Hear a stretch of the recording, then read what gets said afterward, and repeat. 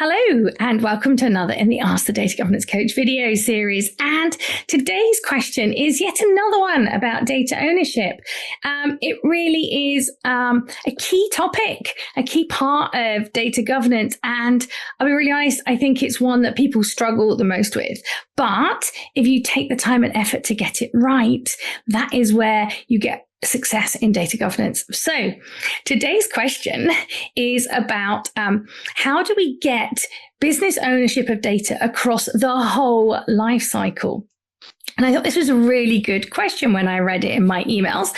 And I thought this is definitely one I needed to do an email about because it comes up reasonably regularly where people worry about who owns data at various points in its life cycle. So if you've not heard of the term data life cycle before, it means from everything that happens to that data from the moment it's first created until ideally the time that it's retired and deleted.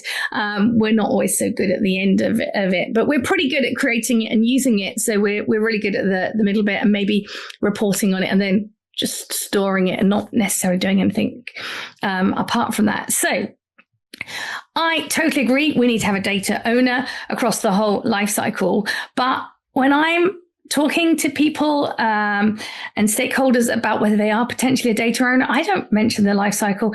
I'll be really honest, I don't even think about it. I think a lot of people worry and have this belief that data should be owned by different people at different points in the life cycle. There are very rare cases where that might be the only way that you can manage data ownership for you. But on the whole, I think the only way for data ownership to work and add the value that you want without unnecessary onerous burden is for one person to be the data owner for that data wherever it is in the organization. And that by its very nature includes being one person owning that data for the whole of its data life cycle. So let's say I'm the data owner for customer data. That means that if you were going to start offering a new service perhaps to customers, and that meant that you wanted to collect some extra information about customers, perhaps their eye color or something. So you're not allowed to create a new customer field without coming to me, the data owner, and saying, can we start capturing customer eye color? And then I would obviously consult with anybody I needed to before saying to you whether that was okay or not. And perhaps we agree at the very start, we only have blue, green and brown eye colors as the drop down. We all agree that's great. So if we move further on down the life cycle, we're now using that.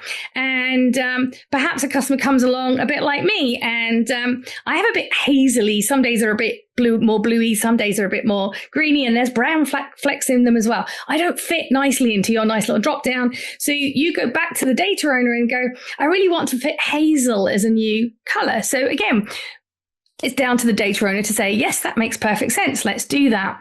So you can see it's the same person. You wouldn't go to somebody differently just because a bit further down the line, we've realized that when using this data, I need a different option. Or if you actually wanted to update that data, because perhaps I have been your customer and you had me down as blue eyes because they looked a bit more blue when I was last in front of you. But this time I came to see you, I was wearing a green jumper and my eyes went a bit green. So you want to update my physical data. That still should be down to the data owner as to whether you can go and do things like that, whether that's acceptable. And then perhaps, I don't know, a year or two's time, somebody says, this service we were offering based on eye color, it really isn't working.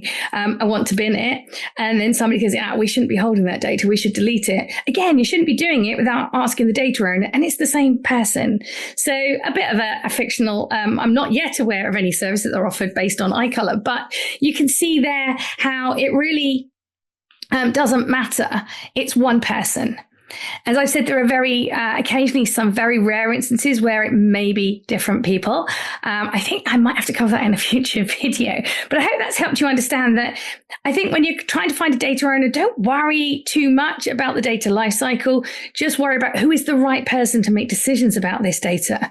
And you might think about the life cycle as a way of finding out what kind of decisions should be made about that data and who should we talk to them. I hope that has helped you.